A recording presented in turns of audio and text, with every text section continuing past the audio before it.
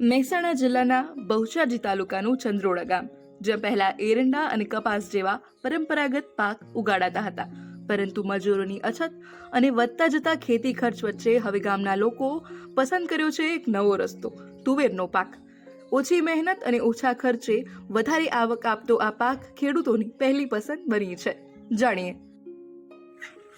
મારું નામ સલીમભાઈ ભાણજીભાઈ, ચંદોડા ગામ મારું, બહુચરાજી તાલુકો, મહેસાણા જિલ્લો.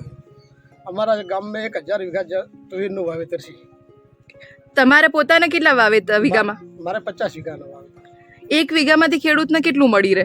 એક વીઘાની અંદર 40,000નું વાવેતર મળી રહે છે. ની અંદર રમેશભાઈ વેલા તુવેરનું વાવેતર વધારે. શું કારણ તુવેરનું વાવેતર જે વધ્યું છે એનું કારણ શું? બીજા પાકમાં નુકસાન વધારે પડતું એટલે તુવેરનું વાવેતર ચાલુ કર્યું 2 વર્ષ. કોની અંદર બહુ મહેનત નહીં, ઓછા મહેનત વધુ પાક લેવા એના માટે. બીજી કઈ જફા નહીં આની અંદર એમ, મજૂરી ઓછી એમ, અને એક ફેરે આવી જાય એમ. એડામાં ને એમાં શું હોય કે ઘડીક થાય મજૂર લાવવાનું, મજૂરો કંપની હોય એટલે મજૂર મળતો નથી. આ બધા ઘણા પ્રશ્નો. એ તો આમ 2 જોયો, પણ અત્યારે વરસાદ થયો એટલે 1 જોયો. ઉત્પાદન 35 મણ વીઘે આવે. આપણે વાત કરીએ તુવેરમાં ખર્ચો, તો ખર્ચો શું પડતો હોય ને ખેડૂતો કેમ આનું વાવેતર વધારે કરી રહ્યા છે? ખર્ચો ઓછો થાય એટલે 2. પહેલા શું વાવેતર કરતા? એરંડાનું હતા. પૈસામાં તો 25-40,000નો વીઘો પડતો, પણ મહેનત બહુ હતી એના.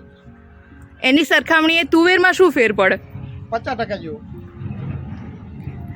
અને મેં બોલો, તુવેરમાં ખર્ચામાં ઓછું હોય છે, પાકનું ઉત્પાદન સારું મળે, અને એના માટે અમારે ગંજમાં નજીક હારીજમાં વેચાણ થાય.